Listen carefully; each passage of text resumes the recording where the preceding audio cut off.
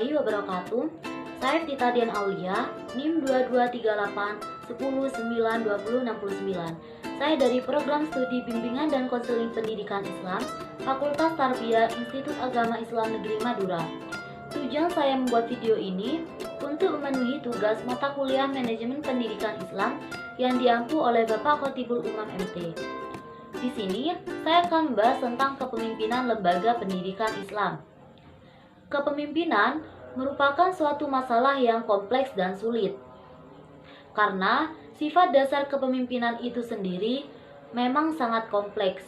Akan tetapi, perkembangan ilmu saat ini telah membawa banyak kemajuan sehingga pemahaman tentang kepemimpinan menjadi lebih sistematis dan objektif. Kepemimpinan melibatkan hubungan pengaruh yang mendalam yang terjadi di antara orang-orang yang menginginkan perubahan yang signifikan. Dan perubahan tersebut mencerminkan tujuan yang dimiliki bersama oleh pemimpin dan bawahannya.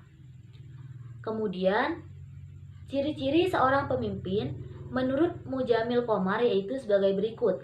Yang pertama, memiliki pengetahuan dan kemampuan yang cukup untuk mengendalikan lembaga atau organisasinya. Yang kedua, mempunyai karisma atau wibawa di hadapan manusia atau orang lain. Yang ketiga, bermuamalah dengan lembut dan kasih sayang terhadap bawahannya, agar orang lain simpatik kepadanya. Dan yang terakhir yaitu mempunyai power dan pengaruh yang dapat memerintah serta mencegah.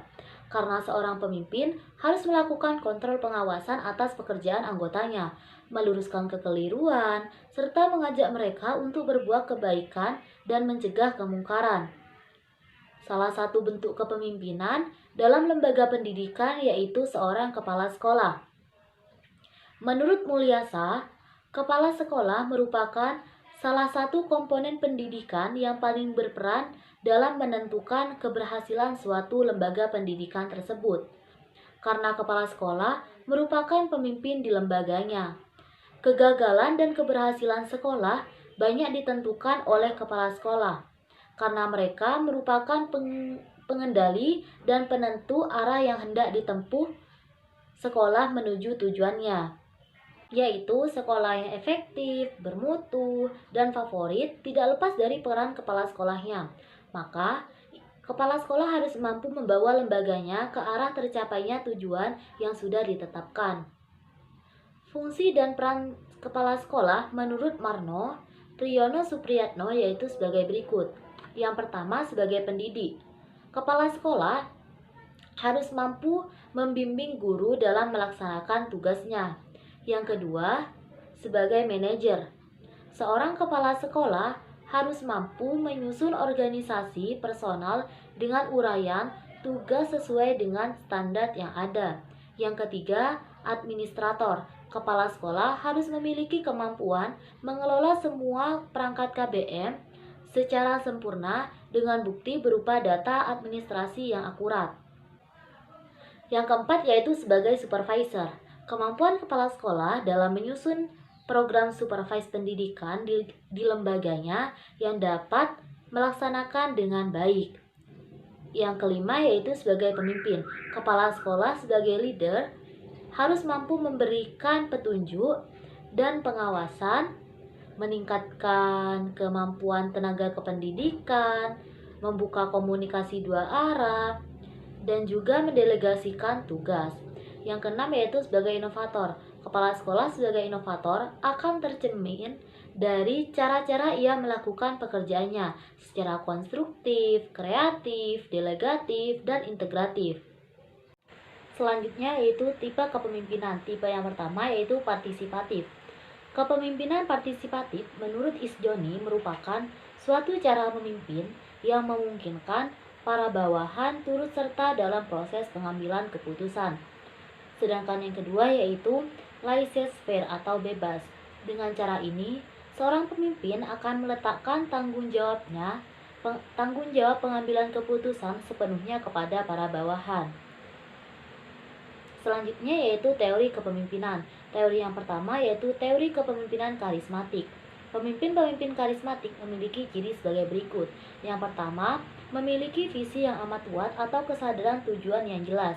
Yang kedua, mengkomunikasikan visi itu dengan efektif. Dan yang ketiga, mendemonstrasikan konsistensi dengan fokus. Yang kedua yaitu teori kepemimpinan transformasional. Pemimpin-pemimpin transaksional membimbing atau memotivasi pengikutnya atau bawahannya ke arah tujuan yang telah ditentukan dengan cara menjelaskan ketentuan-ketentuan peran tugas. Pemimpin transformasional memberikan pertimbangan yang bersifat individual, stimulasi intelektual, dan memiliki karismatik. Kepemimpinan transformasional ini dibangun dari kepemimpinan transaksional. Selanjutnya yaitu menurut Mujamil Komar, permasalahan atau konflik yang harus mampu diselesaikan oleh seorang pemimpin yaitu sebagai berikut. Yang pertama, konflik diri sendiri. Contoh konflik diri sendiri ini yaitu seperti ketika seorang kepala madrasah pada waktu yang sama dihadapkan pada dua pilihan, antara pergi ke madrasah tepat waktu sebagaimana yang sudah ditentukan dalam ketentuannya, atau kepentingan untuk mengantar istrinya ke pasar karena ia memiliki hajat yang sangat penting. Memilih dua kepentingan ini benar-benar menimbulkan konflik dalam diri seorang kepala sekolah tersebut karena sama-sama beresiko. Dan ternyata tidak banyak kepala madrasah yang memilih pergi ke madrasah tepat waktu sebagai teladan bagi bawahannya dan menunda kepentingan istrinya. Yang kedua yaitu konflik antar pemimpin madrasah dengan ketua yayasan. Konflik antar pemimpin ini sangat mengganggu proses pembelajaran dan tentu berdampak negatif pada mutu hasil pembelajaran atau pendidikan. Konflik semacam ini merupakan konflik tingkat tinggi karena terjadi pertentangan antara pimpinan, yaitu konflik antar pimpinan penyelenggara pendidikan atau ketua yayasan dengan pimpinan pelaksana pendidikan atau kepala sekolah.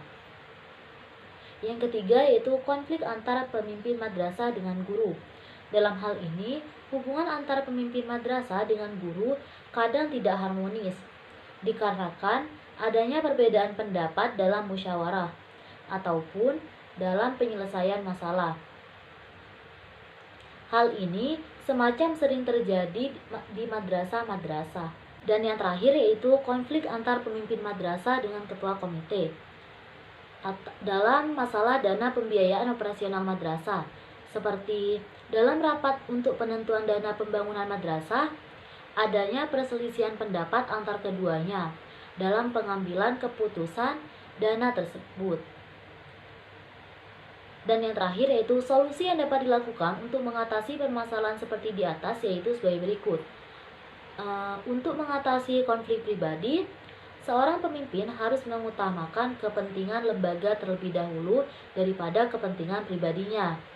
Dan untuk mengatasi konflik antar pemimpin madrasah dengan ketua yayasan, kedua belah pihak tersebut harus bertemu dan membahas serta merumuskan jalan keluar dari permasalahan yang ada sehingga tercapai suatu kemufakatan untuk kepentingan bersama.